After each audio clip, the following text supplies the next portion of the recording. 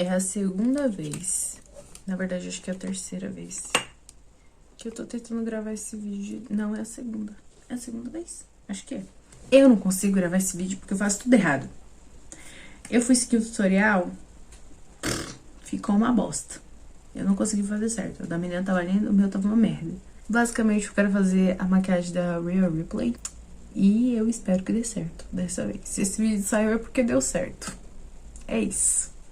Deixa um like, curte, comenta. Vamos lá no TikTok, porque provavelmente eu fiz videozinhos de transição e eu acho muito legal vídeos de transição. Então vamos lá, dá like, comenta, fala que veio do YouTube. Ou se você viu lá no TikTok, você comenta aqui que você veio do TikTok. Se for no Instagram, faça a mesma coisa. Um beijo. E agora vamos pra maquiagem.